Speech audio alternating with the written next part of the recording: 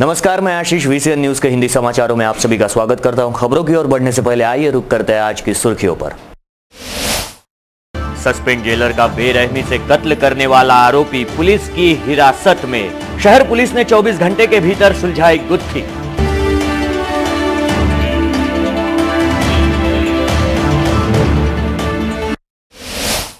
अपराध शाखा ने 38 किलो गांजा पकड़कर आरोपी को किया गिरफ्तार।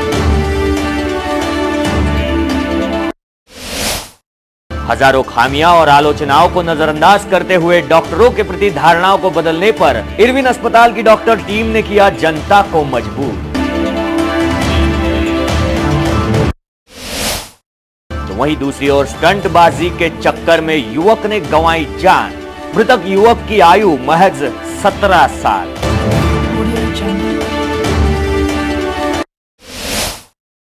टाकरखेड़ा शंभू में पुरानी रंजिश के चलते 2 गुटों में भारी मारपीट, 6 लोग घायल। तो ये थी आज की सुर्खियां। आइए देखते हैं खबर विस्तार से। कोल्हापुर के सस्पेंड जेलर का स्थानीय नंदनवन कॉलोनी में मर्डर होने से शहर पुलिस सख्ते में आ गई थी। पुलिस महकमा तुरंत हरकत में आया और कई सवालों के सुलझाते हुए 24 घंटे के भीतर घटना की तह तक पहुंचा। आरोपी को हिरासत में लेने में पुलिस महकमा कामयाब रहा। अमरावती में क्राइम का आंकड़ा बढ़ता ही जा रहा है। खुलेआम शहर में गुंडागर्दी, खून खराबा, चेन स्नैचिंग, लूटपाट, मर्डर जैसी गंभीर वारदातें शहर को अंशतः बदनाम कर रही है। अमरावती पुलिस के काम पर सवालिया निशान बनते दिखाई दे रहा है। इधर पुलिस बिना लाइसेंस के गाड़ियां, अवैध शराब बिक्री पकड़ने में ही व्यस्त दिखाई दे रही है। इन छोटे मोटे कारनामों से शहर पुलिस अपनी छवि को सुधारने की कोशिश में दिख रही है। आपको बता दें कि अमरावती में एक और मर्डर मिस्ट्री का नंदनवन कॉलोनी में खुलासा हुआ है। कोल्हापुर के सस्पेंड जेलर का स्थानीय नंदनवन कॉलोनी में मर्डर होने से खलबली मची है। एक किराए के मकान में जेलर की सड़ी हुई लाश बरामद की गई है। इस घटना से शहर पुलिस के लिए एक नई चुनौती खड़ी हो गई है। मृतक की पहचान रूप में पाए गए दस्तावेज के आधार पर प्रेम निखिल कृष्ण मित्रा इस रूप में हुई है। गुरुवार की रात 10 बजे यह मामला उजागर होने से क्षेत्र में भारी भीड़ उमड़ पड़ी। स्थानीय शासकीय विश्राम गृह के पीछे मध्यवर्ती कारागृह के निकट नंदनवन कॉलोनी में विगत 2 दिनों से दुर्गंध आ रही थी। बुधवार की शाम तक दुर्गंध इतनी तीव्र हुई कि बर्दाश्त के बाहर थी। क्षेत्रवासियों ने इसकी सूचना फ्रेजरपुरा थाना पुलिस को दी। पुलिस ने आकर यावले नामक महिला के घर में किराए के बंद मकान का ताला तोड़ा और एक सड़ी हुई लाश बरामद की। फ्रेजरपुरा पुलिस के पीएसआई पंजाब वंजारी, एपीआई इंगोले दल बल के साथ घटना स्थल पर पहुंचे। वहां यावले के घर के किराए के मकान में जहां मित्रा रहते थे वहां बाहर से ताला लगा हुआ था। पुलिस ने तत्काल ताला तोड़ा तो अंदर से दुर्गंध आई। मित्रा लेटी हुई अवस्था में पड़े हुए थे।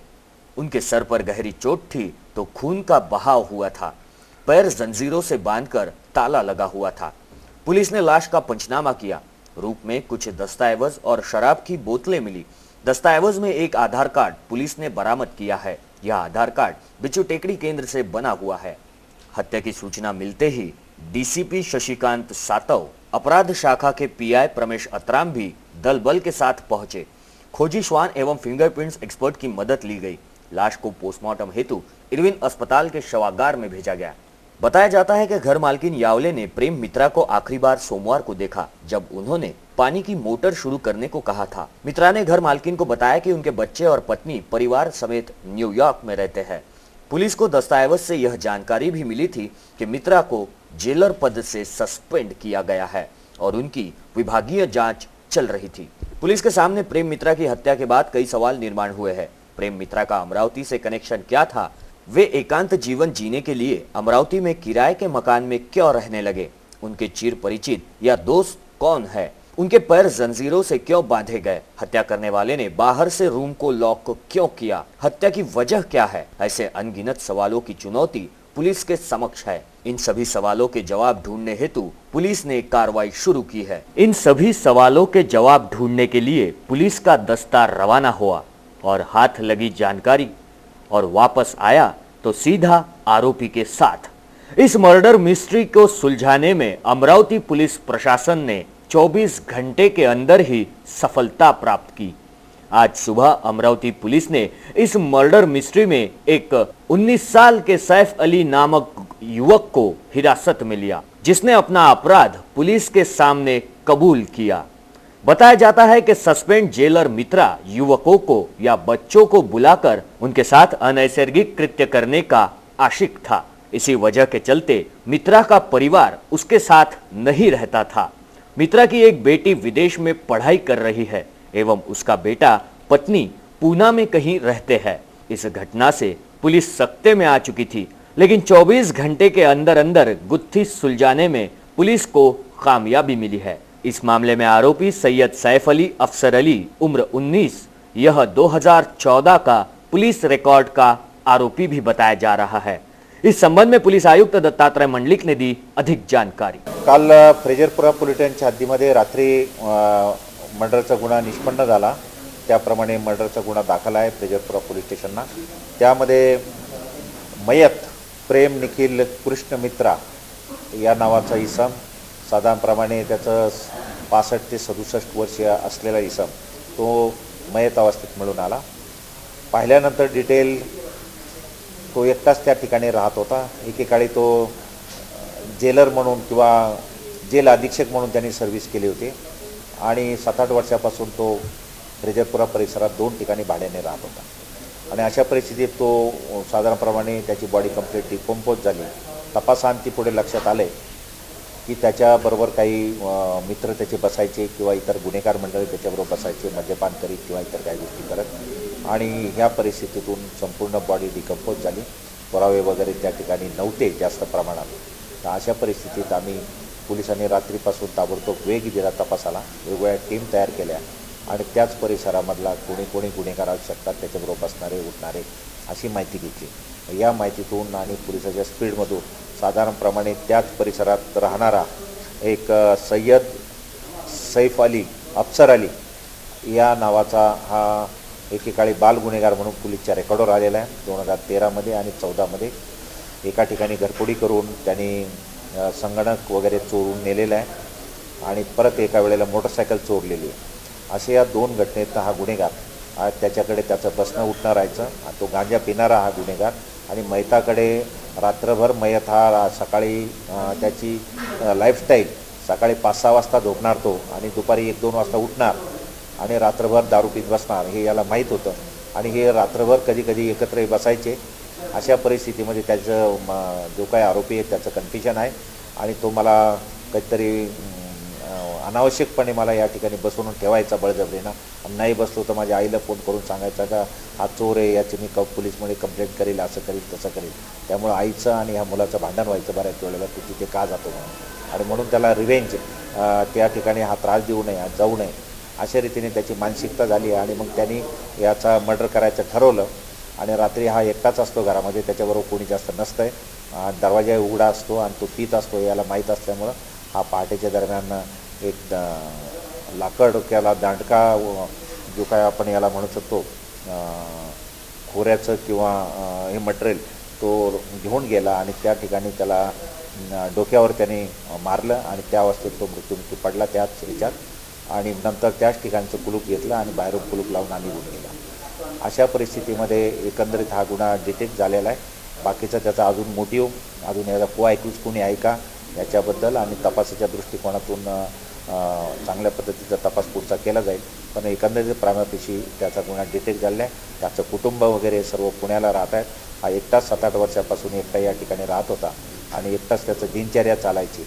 अशा रीतीने एकंदरीत त्याची bureau report VCN news Amravati. शहर के उड्डान पुल पर स्टंटबाजी कर रहे युवाओं के समूह में से एक बाइक से 17 साल के 2 युवक सीधे नीचे आ गिरे, जिसमें एक युवक की घटनास्थल पर ही दर्दनाक मौत हुई है तो दूसरा युवक गंभीर रूप से जख्मी है। उड़ान पुल से गिरकर हुई घटनाओं में अब तक 8 लोगों की मौत हो चुकी है। मृतक का नाम शुभम महाजन जो कि केवल 17 साल का था। घायल का नाम पुष्पक वसंत राठौड़, ये भी उम्र में 17 साल का था। ये दोनों युवक दिग्रस से अमरावती में पढ़ाई के लिए आए हैं। पुष्पक जो कि बाइक चला रहा था, उसके पिताजी तहसीलदार बताए जाते हैं। पुलिस सूत्रों के मुताबिक शुभम और Pushpak racer bike Dukes MH-29 AZ 5156 से स्टंट करते हुए तेज रफ्तार से उड़ान पुल पर चढ़े और मालवीय चौक के निकट सुरक्षा रेलिंग गार्ड से जा टकराकर नीचे गिरे। दुपहिया पुलिया पर ही जा गिरी और दोनों हवा में लहराते हुए सीधे उड़ान पुल से नीचे गिर गए। पिछली सीट पर बैठे शुभम के सिर के परखच्चे उड़ गए, तो वहीं बाइक चला रहा पुष्पक गंभीर रूप से घायल हुआ है। वहां से गुजर रहे लोगों ने दोनों को तत्काल इरविन अस्पताल में दाखिल किया। डॉक्टरों ने शुभम को मृत घोषित किया। गंभीर घायल पुष्पक को निजी अस्पताल में भर्ती किया गया है। बताया जाता है कि गैंग के साथ यहां पर स्टंटबाजी की जा रही थी। शुभम और पुष्पक उड़ान पुल से नीचे गिरते ही अन्य बाइक सवार वहां से भाग खड़े हुए। पिछले कुछ दिनों से डॉक्टरों से मारपीट की घटनाएं बढ़ते नजर आ रही है। नकारात्मक माहौल के बीच इरविन अस्पताल ने अपनी हजारों खामियां और आलोचनाओं के बीच अच्छा कार्य कर न केवल लोगों को हैरान किया है, बल्कि डॉक्टरों के प्रति धारणाओं को बदलने पर मजबूर भी किया है।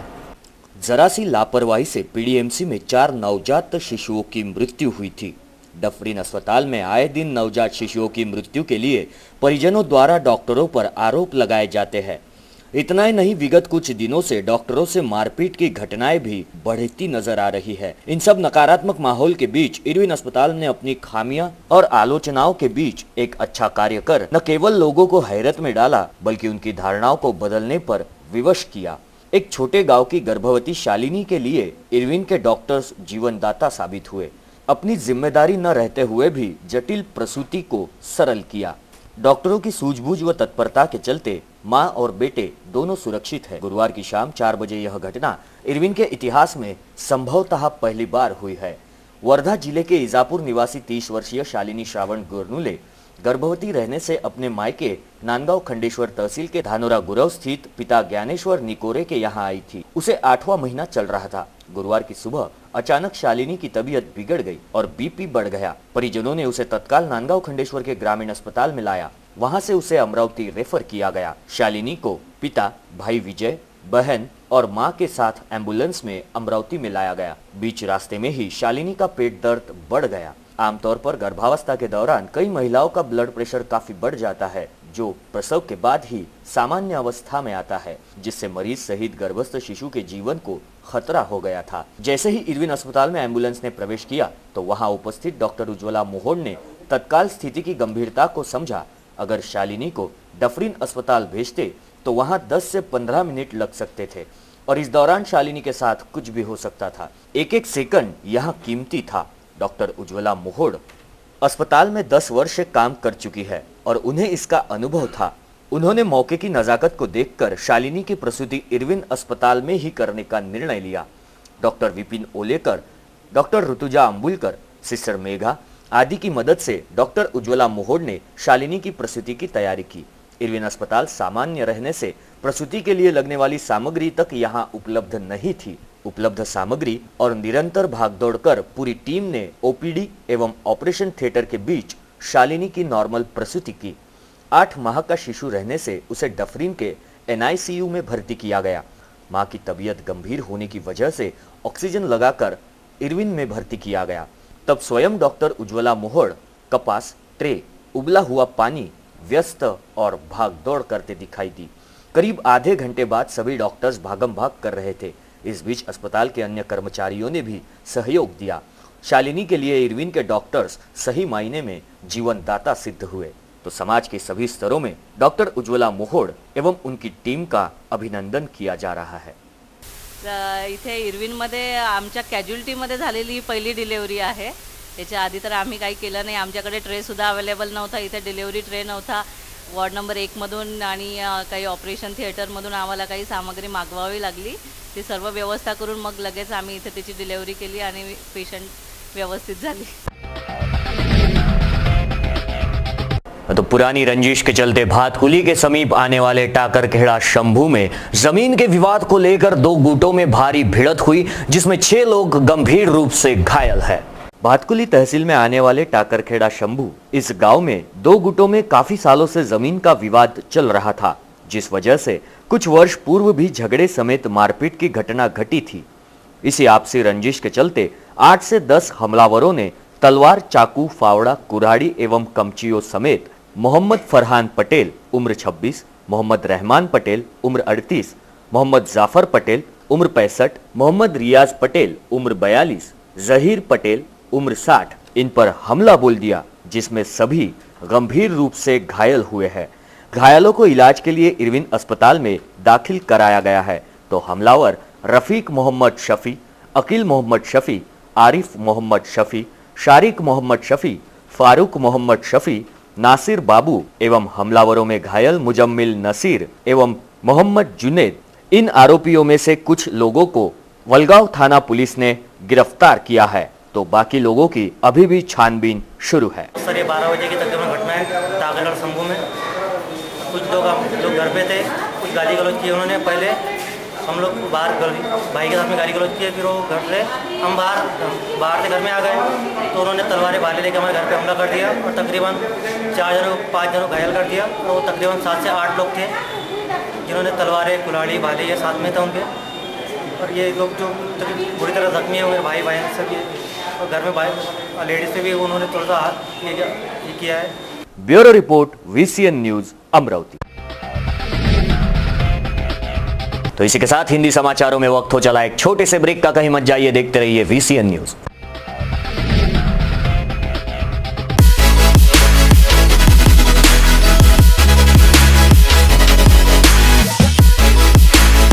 आप देख रहे हैं VCN न्यूज, आपका विदर्भ, आपके समाचार।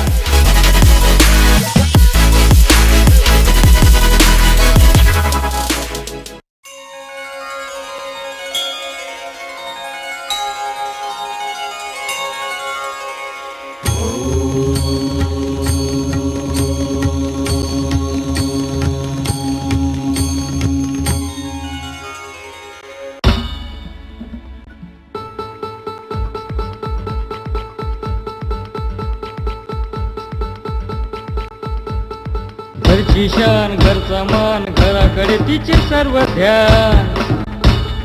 कोण आहे ती, अहो हो कोण आहे ती, गृहलक्ष्मी, गृहलक्ष्मी।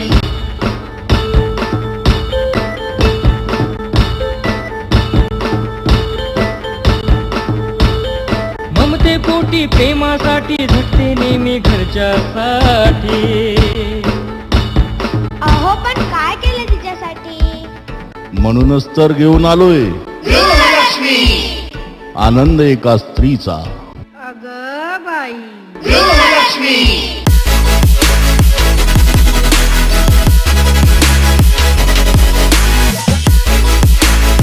आप देख रहे हैं VCN न्यूज, आपका विदर्भ, आपके समाचार।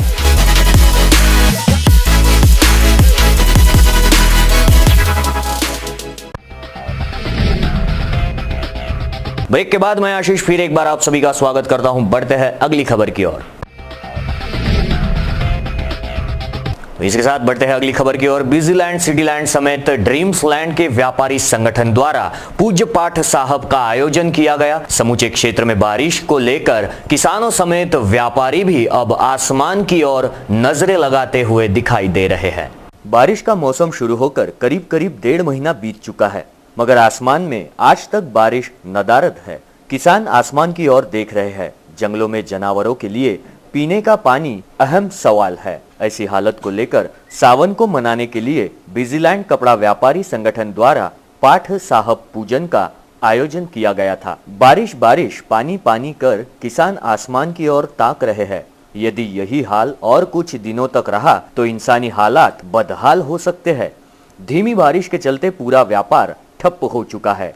एक तरफ जीएसटी तो दूसरी ओर बारिश न होने की वजह से यह सभी भार सभी व्यापारी बंधुओं को भुगतना पड़ रहा है। इन्हीं सारी बातों को मद्देनजर रखते हुए बिजीलैंड सिटीलैंड व्यापारी संगठन द्वारा पूज्य पाठ साहब का आयोजन किया गया। कपड़ा एसोसिएशन, बिजीलैंड व्यापारी एसोसिएशन, सिटीलैंड ट्रेड एसोसिएशन तिन्ही मिळून इंद्रदेवतेला प्रसन्न करण्याकरता दरवर्षीप्रमाणे कुठं ना कुठं मागच्या वर्षी सिटीलँडला, यावर्षी न्यूझीलँडला, त्याच्या अगोदर पण न्यूझीलँडला अशी ही प्रथा जवळजवळ 65 वर्षापासून चालू आहे कपडा मार्केटची. त्याप्रमाणे यावर्षीही न्यूझीलँडमध्ये खूप मोठ्या उत्सवात भक्तिभावाने आणि प्रेमाने सगळ्या लोकांनी पाठसाप ग्रंथ वाचनचा प्रोग्राम इथं केलेला आहे आणि त्या पिक्चर ते जवळजवळ 3000 लोकांचा महाप्रसाद आहे. सगळ्यांनी महाप्रसादाचा उपभोग घ्यावा अशी मी सगळ्यांना विनंती करतो आणि देवता या प्रोग्राममुळे प्रसन्न होऊन खूप चांगली पाऊस यावर्षी पडेल अशी अपेक्षा जाहीर करतो. इस धार्मिक कार्यक्रम के बाद व्यापारी बंधुओं द्वारा रक्तदान कार्यक्रम का भी आयोजन किया गया था, जिसमें करीब 200 रक्तदाताओं ने रक्तदान कर अपना सामाजिक उत्तरदायित्व निभाते हुए मानवता का परिचय दिया. रक्तदान यह कंसेप्ट होलसेल कपड़ा एसोसिएशन कम से कम 25 साल से नियमित कर रही है. इस साल रक्तदान में बहुत से नए मेंबर हमारे साथ जुड़े हैं. एक बहुत अच्छा पुण्य का काम कर रहे हैं. रक्तदान महादान है. जिन जिन लोगों ने रक्तदान किया हम सब उनके बहुत आभारी है. धन्यवाद. साथ ही साथ धार्मिक संगीत समारोह का भी आयोजन किया गया था.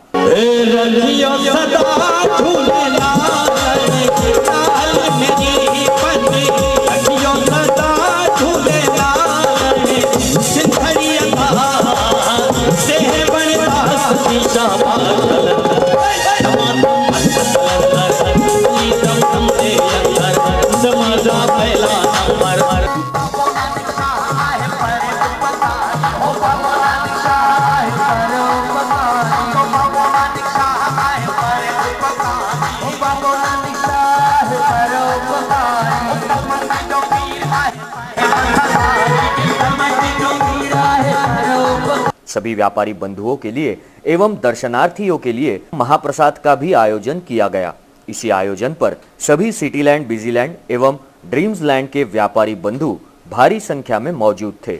यहाँ पर 21 साल से लगभग हम वरुण देवताओं को प्रसन्न करने के लिए श्री अखंड साहब पाठ साहब का यहाँ पर 3 दिन का कार्यक्रम रखते हैं. इससे सभी व्यापारी यही ईश्वर से प्रार्थना करते हैं कि पूरे देश में वर्षा अच्छी तरह पड़े, जिससे फसल भी अच्छी हो, हमारे व्यापार भी अच्छे हो. इसी प्रार्थना सभी व्यापारी मिलकर सभी लोग प्रार्थना करते हैं. इससे हमारी वरुण देवता ने जिस दिन हमने पाठ साहब 12 तारीख को रखे, 12 तारीख को वरुण देवता प्रसन्न हुए. उन्होंने बहुत अच्छी बारिश की. उसके लिए ईश्वर का हम बहुत लाख धन्यवाद देते हैं. और यह आयोजन हम बिजीलैंड व्यापारी सामाजिक संगठन, कपड़ा association, Amravati handloom association, Cityland association तीनों की तरफ से संयुक्त रूप से हम करते हैं. ईश्वर हमारी ज़रूर सुनता है और इसके हमें परिणाम भी हर साल मिलते हैं. ईश्वर से यही प्रार्थना है कि इस बार भी हमारी प्रार्थना सुने और हम सभी व्यापारियों का उद्धार हो, यही ईश्वर से प्रार्थना. धन्यवाद. हमारे संवाददाता भूषण अरसपुरे के साथ VCN न्यूज अमरावती. तो आइए बढ़ते हैं अगली खबर की ओर. इरविन अस्पताल में दाखिल किए गए एक शख्स को ECG के दौरान मृत घोषित किया गया, जिसकी पहचान अभी भी नहीं हो पाई है. पठान चौक परिसर के स्थानीयों द्वारा इस शख्स को इरविन अस्पताल में दाखिल कराया गया है. इरविन अस्पताल में करीब शाम 6 बजे एक शख्स को दाखिल कराया गया, जिसका ECG निकालने के बाद उसे मृत घोषित किया गया. 35 से 40 वर्ष की आयु वाले इस शख्स ने काली पैंट, जामुनी शर्ट पहनी हुई है. स्थानिक पठान चौक के पास इस शख्स को बेवारस स्थिति में पाया गया. ऐसी जानकारी अस्पताल में दाखिल कराने वाले लोगों ने VCN न्यूज को दी है. तो आइए बढ़ते हैं अगली खबर की ओर. अपराध शाखा की बड़ी कार्रवाई करते हुए शहर में हो रही गांजा तस्करी पर रोक लगाने हेतु बडनेरा में छापामार कार्रवाई की. तेलंगाना से आ रहे ट्रक समेत 38 किलो गांजा पकड़कर 2 आरोपियों को हिरासत में लिया है. अपराध शाखा के दल को गुप्त सूचना मिली कि लोनी मार्ग से होते हुए एक ट्रक MH27 AX 8750 में तेलंगाना से बड़े पैमाने पर गांजा की तस्करी की जा रही है. पुलिस ने बडनेरा के आसपास जाल बिछाकर बडनेरा पुलिया के पास आते ही ट्रक को रोका। तलाशी लेने पर ट्रक में एक बोरी थी जिसमें 2-2 किलो के पैकेट्स में गांजा भरा हुआ था। पुलिस ने तत्काल ट्रक में सवार शेख हसन, शेख कासम उम्र 44, वेंकैयापुरा, अंसार खां यूसुफ खां उम्र 40, हैदरपुरा को गिरफ्तार कर लिया। 38 किलो गांजे की कीमत 2,60,000 बताई जा रही है। ट्रक सहित गांजा पुलिस ने जब्त किया है। कार्रवाई में अपराध शाखा के पीआई प्रमेश अतराम, इनके नेतृत्व में पीएसआई राम गीते, पीएसआई साबिर शेख, राजू डोंगरे, जगदीश पाली, ओम प्रकाश देशमुख, अमर बघेल, छोटेलाल यादव, निवृत्ति काकड़, सुल्तान शेख आदि शामिल थे। 8 दिवसापूर्वी माननीय पोलीस आयुक्त साहेब यांच्या आदेशाने व कोणी आत्राम साहेब यांच्या आदेशाने आम्ही पोलीस स्टेशन नागपूर गेट हद्दीमध्ये आम्ही स्वतः पीएसआय गीते व पीएसआय साबिर शेख असे पेट्रोलिंग कामी रवाना झालेलो होतो। 8 दिवसापूर्वी आम्हाला गुप्त माहिती भेटली की शेख हसन, शेख कासिम हा अवैधरित्या त्याच्या ट्रकमध्ये गांजाची तस्करी करतो। त्या अनुषंगाने आम्ही ट्रकचा नंबर प्राप्त केला आणि सदर ट्रकवर लक्ष ठेवून सदर ट्रक हा 8-7 दिवसापूर्वी अमरावतीवरून आंध्र प्रदेशकडे रवाना झाल्याची खात्री आम्हाला मिळाली। त्यानंतर आम्ही सायबर सेलच्या मदतीने सदर इसम हा ट्रक घेऊन कोठे कोठे जातो याचा शोध घेत होतो। सलग 8 दिवसानंतर तो ज्या ठिकाणी थांबला त्या ठिकाणी आम्हाला माहिती भेटत होती। काल दिनांक 13/7/2017 रोजी सदरचा ट्रक हा यवतमाळ येथील नेर येथे आल्याची माहिती आम्हाला प्राप्त झाली। त्यानंतर पोलीस निरीक्षक श्री आत्राम साहेब यांनी गुन्हे शाखेचे वेगवेगळे 2 पथक केले। एका पथकामध्ये आम्ही पीएसआय गीते सोबत राजू डोंगरे, छोटूलाल यादव, अमर बघेल, निलेश एरणे आणि दुसऱ्या पथकामध्ये साबिर शेख, ओमप्रकाश देशमुख आणि सुलतान शेख मिश्रा असे 2 पथकं तयार करून सदरच्या मार्गावर वेगवेगळ्या मार्गावर 2 पथकं ठेवण्यात आली। त्यानंतर सदरचा ट्रक हा अकोला रोडनी बडनेराकडे येत आहे अशी माहिती भेटल्यानंतर खाजगी वाहनाने आम्ही व इतर कर्मचाऱ्यांनी त्याचा पाठलाग केला। सदरचा ट्रक हा जेव्हा बडनेरामध्ये आला तेव्हा बडनेरा रेल्वे पुलाच्या समोर स्पीड ब्रेकर असल्यामुळे जेणेकरून तो इसम कुठं पळाला नाही पाहिजे अशा उद्देशाने आम्ही लपून स्पीड ब्रेकरवर नाकाबंदी लावली व तो ट्रक थांबवला। सदर ट्रक चालकाला 2 पंचासह विचारपूस करून त्याचे नावगाव विचारले आणि सदर ट्रकची आम्ही पंचासमक्ष पाहणी केली। सदर ट्रकमध्ये पाठीमागे 2-2 किलोचे 18 असे गांजाचे पॅकेट एका बोऱ्यामध्ये भरलेले मिळून आले। सदर आरोपीच्या ताब्यात एकूण 38 किलो गांजा मिळून आल्याने सदर आरोपीविरुद्ध पोलीस स्टेशन बडनेरा येथे NDPS कायद्याअंतर्गत कारवाई करण्यात आली आहे। सदरची कारवाई ही माननीय पोलीस आयुक्त साहेब व पोलीस उपायुक्त साहेब यांच्या मार्गदर्शनात करण्यात आलेली आहे। आइए बढ़ते हैं अगली खबर की ओर। महिला फोटोग्राफर के साथ बदसलूकी करने वाले युवकों को कोतवाली पुलिस ने हिरासत में लिया है। हिरासत में लिए गए युवक राजकमल से गांधी चौक पर चल रहे रास्ते के निर्माण कार्य करने वाले मजदूर बताए जा रहे हैं। महिला फोटोग्राफर से बदतमीजी करने वाले युवकों को कोतवाली पुलिस ने हिरासत में लिया है। गौरतलब है कि पुलिस ने 2 घंटे के भीतर ही दोनों आरोपियों को हिरासत में लिया था। कोतवाली के थानेदार ठाकरे ने दी VCN न्यूज को अधिक जानकारी। महिला छायाचित्रकार छाया काळमेघ हिच्यावर झालेल्या हमल्याबद्दल सिटी कोतवाली पोलिसांनी दिले आपले विशेष बयान। तो जो याचा मार्ग सुरू आहे तिथे ॲक्च्युली वाहन ठेवणे या वादावरून हे प्रकरण उद्भवलेलं आहे आणि तिथल्या कॉन्ट्रॅक्टरच्या लोकांनी तिला मारहाण केली असं आम्हाला कळलेलं आहे। छाया काळमेघ यांनी आम्हाला ज्या दिवशी तक्रार दिली आम्ही तात्काळ त्या प्रकरणाची दखल घेत ताबडतोब आमचे जे पोलीस ऑफिसर तिथं गेले आणि सत्य परिस्थिती होती की ज्यामध्ये रस्त्याचं कन्स्ट्रक्शन सुरू असताना तो नवीनच एक रस्ता तयार झाला होता. दोन्ही बाजूला फलक लावले होते, काम सुरू आहे, परंतु सदर महिला यांना ते दिसलं नसेल. त्यांनी त्या रस्त्यावरून गेल्यानंतर त्या बांधकामामध्ये ते थोडंसं नुकसान झालं. त्यावरून तिथे असलेला जो एक हजर असलेला इसम याने एक अपशब्द वापरला आणि महिलांनी जी तक्रार दिली त्याच्यावर तात्काळ दखल घेऊन आम्ही 294, 506, 323चा गुन्हा पण नोंद केला आणि आरोपींना पण अटक करण्यात आलेली आहे. सदरचा तपास आता सुरू आहे.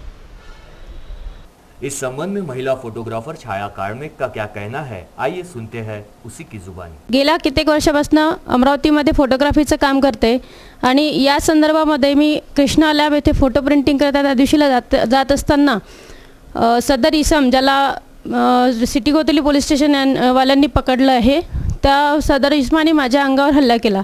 मी तिथनं पार्क करत होते कारण गेल्या 4-8 दिवसापासून मी म्हणजे गेल्या 7-8 महिन्यापासून ही प्रोसिजर आहे की राजकमल ते गांधी चौक रोडवरनं प्रत्येक व्यक्ती, प्रत्येक अमरावतीतला नागरिक परेशान होऊन चालतोय, पण कोणीही परिस्थिती लक्षात घेऊन जात नाही की आपल्याला त्रास होतो, कसा तरी ॲडजस्टमेंट करून निघून जातो. मी व्यवस्थित माझी गाडी पार्क केली. त्यानंतर मी लॅबकडे जेव्हा पलायन केलं तर तिथे दोरी बांधलेली होती नारळाची. त्या दोरीमधनं मी निघाली तर तो एक सदर इसम मला घाणेरड्या शिव्या देत होता, जंगली आणि एकदम खालच्या लेवलच्या शिव्या देऊन मला म्हणतो की तू बाहर निकल. म्हटलं मैं बाहर क्यों निकलूँ? तर तो बोलतो आहे की दिखता नहीं क्या, अंधी है क्या तू? मग मी त्या दोरीला क्रॉस करून म्हणजे साईडने जेव्हा निघून गेले तेव्हा तो व्यक्ती माझ्या अंगावर हल्ला करायला लागला. बोलते तेरे को समझ में नहीं आ रहा है क्या, मैं आपको 10 बार बोल रहा हूँ, तो समझ में नहीं आता क्या. त्याच्याच विरुद्ध दिशेने त्याचा मित्र उभा होता, तो पण माझ्या अंगावर रेस झाला. जेव्हा मी पब्लिक प्लेसमध्ये त्यांना समजून राहिली की तुम्ही इंटिमेशन कुठलीच लिहिली नाही आहे, आम्ही कसं समजू की कुठनं जायचं आणि कुठनं यायचं. 4-5 दिवसा अगोदर मी तिथेच पाय घसरून पडणार होती. तो चिखल होता सिमेंटचा आणि पोते टाकलेले होते पाण्यामध्ये, त्याच्यामध्ये पाय टाकून आम्ही जात होतो, एंट्री करून बाहेर येत होतो. तेव्हा पण मी पडणार होती. पण आम्ही कंप्लेंट करायची कुणाला? बरं, तो व्यक्ती मलाच नाही तर प्रत्येक येणाऱ्या जाणाऱ्या व्यक्तीला शिवीगाळ करत होता. अम्बानगरी फोटो एंड वीडियोग्राफर्स एसोसिएशन की ओर से शनिवार दिनांक 15 जुलाई की रोज स्थानीय टाउन हॉल में नई कार्यकारिणी का गठन किया जाएगा. माजी अध्यक्ष अनिल पड़िया इन्होंने VCN न्यूज को दी है अधिक जानकारी. माजी अध्यक्ष अम्बानगरी फोटो वीडियोग्राफर एसोसिएशन की ओर से आप सभी का स्वागत करता हूं. और कल दिनांक 15 जुलाई को टाउन हॉल अमरावती में एक कार्यक्रम आयोजित किया गया है जिसमें सभी फोटोग्राफर आमंत्रित है, सभी फोटो एवं वीडियोग्राफर आमंत्रित है.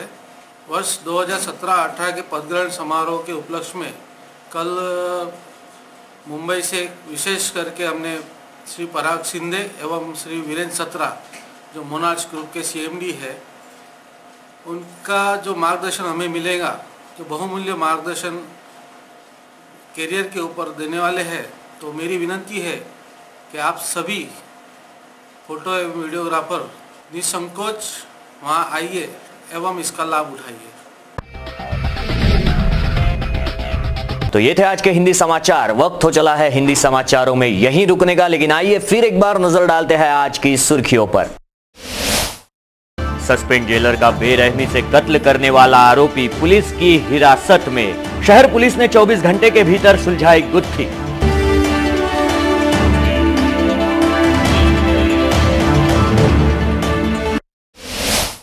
अपराध शाखा ने 38 किलो गांजा पकड़कर आरोपी को किया गिरफ्तार.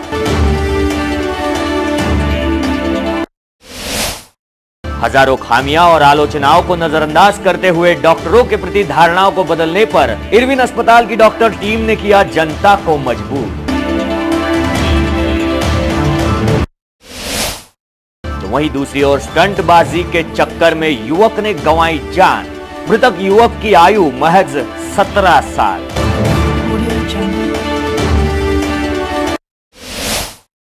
टाकरखेड़ा शंभू में पुरानी रंजिश के चलते 2 गुटों में भारी मारपीट, 6 लोग घायल.